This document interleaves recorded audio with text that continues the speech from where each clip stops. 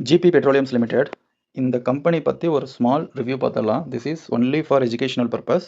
Just ஒரு company அண்டர்ஸ்டாண்டிங்காக இந்த video. So GP petroleums is one of the small cap company. இந்த company வந்து NSE and BSEல லிஸ்ட் ஆயிருக்காங்க. 75,000 kilolitre capacity, Mumbai headquarters. இந்த கம்பெனி வந்து ஒரு ஸ்ட்ராட்டஜிக் பார்ட்னர்ஷிப் பண்ணாங்க, IPOL இதனுடைய ஓன் பிராண்டு. இது வந்து ரெப்சால் அண்ட் செப்சாங்கிறது ஒரு மெரைன் பேஸ்டு கம்பெனியோட இவங்க வந்து டைப் பண்ணாங்க 2018ல. ரெப்சால் வந்து 2016ல. ஸோ இது வந்து small cap leader, high precision and QC labs and R&D. இந்த கம்பெனி வந்து மேஜராக இவங்க வந்து ஆயில், லூப்ரிகன்ஸ், இன்ஜின் ஆயில்ஸ் இந்த மாதிரியான ப்ரொடக்ஷன்ஸ் பண்ணுற company. Around 40 years of excellence. இந்த கம்பெனியோட ப்ரொஃபைல ஸோ ஜஸ்ட் கோ த்ரூ பண்ணுங்க. இந்த கம்பெனி வந்து லைக் கிராஸ் சேல்ஸ் வந்து 642 க்ரோஸ் பண்ணியிருக்காங்க. 5 இயர்ஸில் பாருங்கள் 30% இம்ப்ரூவ்மெண்ட்ஸ் இருக்குது. ஸோ இந்த கம்பெனியோட ரிசல்ட்ஸ் அனௌன்ஸ்மெண்ட் பண்ணியிருக்காங்க. ரிசல்ட்ஸ் எப்படி இருக்குன்னு பார்க்கலாம். இந்த கம்பெனி வந்து current price 43 rupees, book value 69 rupees. Book value விட கம்மியான ஒரு ப்ரைஸில் ட்ரேட் ஆகிட்டு இருக்கிற இந்த கம்பெனி ஹையே வந்து 44.8 தான் டு த மேக்ஸிமம். இந்த கம்பெனி வந்து டெப்ட்டை ரெடியூஸ் பண்ணிட்டாங்க. இந்த கம்பெனி ஆல்மோஸ்ட் டெப்ட் free. Stock is trading around 0.62 times its book value. Cons பார்த்தோம்னா இதோட சேல்ஸ் growth வந்து ரொம்ப கம்மி. தென் ரிட்டர்ன் ஆன் ஈக்விட்டி வந்து வெறும் 8.76% in last 3 years. Then promoter ஹோல்டிங்கும் ஆல்மோஸ்ட் 3 yearsல 26% ப்ரொமோட்டர் ஹோல்டிங்ஸ் கம்மியாக இருக்குது. ஸோ எல்லாமே கான்ஸ். ஸோ இதனுடைய பியர்ஸ் பார்க்குறப்ப கேஸ்ட்ரால் 184 ருபீஸில் ட்ரேட் ஆகிட்டு இருக்கு அண்ட் ஜிபி பெட்ரோலியம்ஸ் 43 ருபீஸில் ட்ரேட் ஆகிட்டு இருக்கு. பிரைஸ் டு earnings ரொம்ப கம்மியாக இருக்குது, 5.07ங்கிறது இட்ஸ் வெரி குட் வேல்யூ. இந்த கம்பெனியோட ROC பாருங்க 10.9. கேஸ்ட்ராலெல்லாம் வந்து வெரி குட் ROC இருக்குது. அண்ட் குவார்ட்டர்லி ரிசல்ட்ஸ் பார்க்கலாம். அதாவது 2023 வருஷத்துக்கு முன்னாடி ஒரு 177 கோடி பண்ணிட்டு இருந்த இந்த கம்பெனி சேல்ஸை இப்போ வந்து மார்ச் ரிசல்ட்ஸ் வந்து 163 கோடி. இப்போ ஜூன் ரிசல்ட்ஸ் கொடுத்துருக்காங்க 230 கோடி பண்ணியிருக்காங்க. ஸோ இதுதான் வந்து பாயிண்ட் ஆஃப் அட்ராக்ஷனு. எக்ஸ்பென்சஸ் ஜாஸ்தியாக இருக்குது. இருந்த போதும் வந்து பார்த்தீங்கன்னா 21 crores லாஸ்ட் குவார்ட்டரில் 9 crores பண்ண கம்பெனி இப்போ 21 crores பண்ணியிருக்காங்க. ஸோ இதுதான் இந்த கேட்ச். இதுக்காக தான் இந்த ஸ்டாக்கே வந்து இப்போ டிஸ்கஸ் பண்ணிட்டு இருக்கோம். அண்ட் ப்ராஃபிட் அண்ட் லாஸ் 2015 பார்க்கலாம். அரௌண்ட் 10 years பேக் வந்து ஒரு 407 crore பண்ணிட்டு இருந்த இந்த கம்பெனி இப்போ வந்து 643 கோடி பண்ணுறாங்க. நெட் ப்ராஃபிட் பாருங்கள், இயர் ஆன் இயர் வந்து 5, 14, 20. இங்கே பாருங்க, இந்த 20ங்கிறது ஹையஸ்ட். 5 to 14 பண்ணியிருக்காங்க, 20 அண்ட் தென் 16 ஒரு ட்ரெண்ட் ஃபாலோ பண்ணிட்டு ஒரு லெவலில் 25 போயிருக்கு, 28 பண்ணியிருக்காங்க.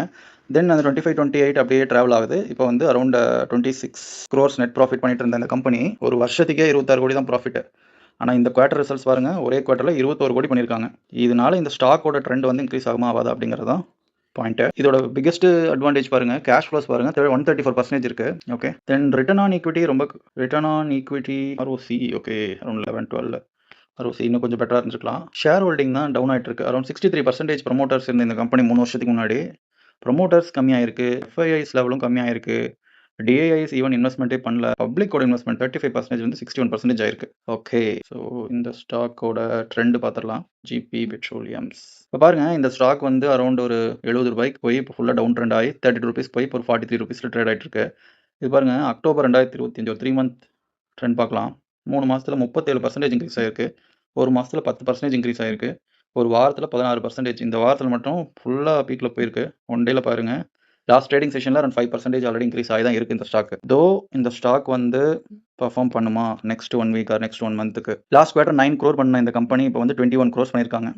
இந்த ட்ரெண்ட் ரிவர்சலுக்கு இந்த ஸ்டாக்கோட ப்ரொஃபைலில் சேஞ்சஸ் ஆகுமா? இப்போ ஆல்ரெடி இந்த 43 வந்து பிரேக் பண்ணிடுச்சு, கரெக்ட். ஸோ 47 அடுத்த பாயிண்ட். ஓகே, மேக்ஸிமம் எவ்வளோ போயிருக்கு? 91 ருபீஸ் போயிருக்கு. இந்த 91 ருபீஸ் ஏன் போச்சுன்னு பார்க்கலாம். எப்போ போயிருக்குன்னு பாருங்க. 91 ருபீஸ் வந்து செப்டம்பர் 24 அப்படின்னா இந்த ஸ்டாக் வந்து செப்டம்பர் 24. ஸோ ஜூன் ரிசல்ட்ஸ்க்கு அப்புறம் இன்க்ரீஸ் பண்ணியிருக்காங்க 24. ஓகே, இயர் ரிசல்ட்ஸ் பாருங்க. ஸோ செப்டம்பர் 24 28 ஆக்சுவலாக இது கிடையாது ரீசனு, இருங்க பார்க்கலாம். ஆகஸ்ட் 66 ரூபா வரைக்கும் போயிருக்கு. ஸோ மார்ச் ரிசல்ட்ஸ் வந்திருக்கு, ஏப்ரல் மேல வந்திருக்கும். 23rd மார்ச் ரிசல்ட், 23 ரிசல்ட்ஸ் பார்க்கலாம். 23 ரிசல்ட்ஸ், அதாவது 19லேருந்து ஒரு 25 கோடி பண்ணியிருக்காங்க, ஒரு 7 கோடி எக்ஸஸ் பண்ணியிருக்காங்க. 25 to 28 crores அடுத்த வருஷம் பண்ணியிருக்காங்க. ஸோ ட்ரெண்ட் வந்து ஃபுல் பீக் போயிருக்கு till 24 வரைக்கும், 24 செப்டம்பர் வரைக்கும். மார்ச் 25 அண்ட் மார்ச் 26 ரிசல்ட்ஸ் வந்து டவுன் ட்ரெண்டில் தான் இருந்திருக்கு, கம்மியாகிட்டு தான் இருந்திருக்கு. அதுக்கப்புறம் அப்படியே ஒரு ஸ்லோப்பு. ஸோ இங்கே பாருங்கள், 22 ஆகஸ்ட் 22ல் 62 ருபீஸில் இருந்தது.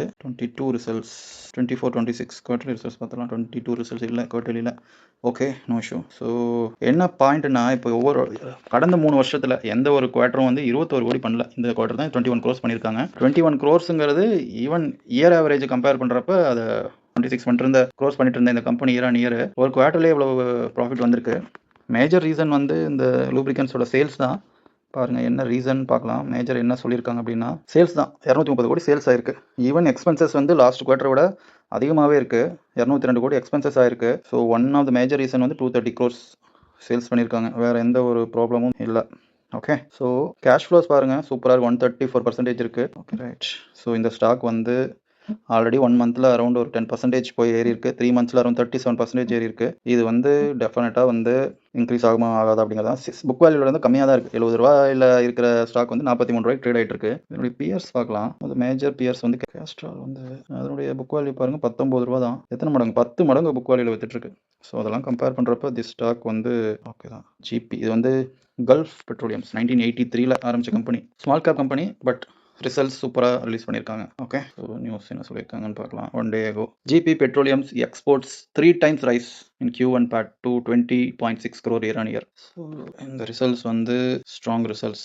ஓகே, ஸ்பெஷாலிட்டி மேனுஃபேக்சரிங் பண்ணியிருக்காங்க. It is okay.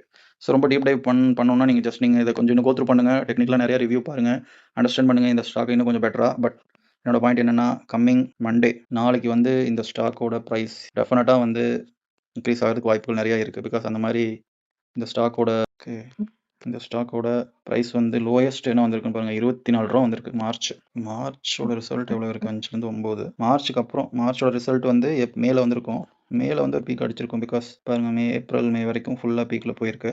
ஜூன் ரிசல்ட்ஸும் பெட்டராக இருக்குங்கிறது டெஃபினட்டாக வந்து இந்த ட்ரேடிங்கில் ஸ்டாக் மார்க்கெட்ஸில் இருக்கிறவங்களுக்கு டெஃபினட்டாக வந்து ஜூன் ரிசல்ட்ஸ் வரதுக்கு முன்னாடியே பாருங்கள், இது வந்து 43 ரூபா வரைக்கும் போயிருக்கு. ரிசல்ட்ஸ் வந்ததுக்கப்புறம் இது வந்து இந்த 43 டச் பண்ணிடுச்சு. இதுக்கப்புறம் ஓகே, ஸோ இந்த ஸ்டாக் வந்து இன்வெஸ்ட்மெண்ட் பண்ணலாமா?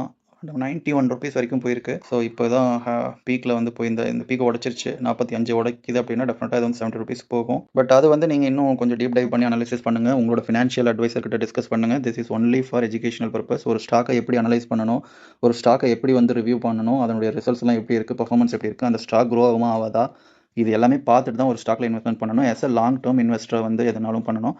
ஷார்ட் டேர்மில் நீங்கள் ஜஸ்ட் இன்வெஸ்ட்மெண்ட் பண்ணிவிட்டு ஜஸ்ட் லைக் தட் அந்த ஸ்டாக் வந்து 5 டேஸில் 10 டேஸில் 1 வீக்கில் இன்க்ரீஸ் ஆகிடுமா அப்படின்னா டெஃபினட்டாக, ஏன்னா இது வந்து ட்ரேடிங் பண்ணுறப்ப அந்த ஸ்டாக் எப்படி வேணாலும் மூவ்மெண்ட்ஸ் இருக்கும், அதை நம்மளால் ப்ரிடிக்ட் பண்ண முடியாது. ஒரு சின்ன எக்ஸாம்பிளுக்காக சொல்கிறேன் பாருங்கள். டெக்னிக்கல்ஸ் போயிட்டு இந்த ஸ்டாக் பாருங்கள், லாஸ்ட் 5 டேஸாக கம்ப்ளீட்டாக 100% டெலிவரி.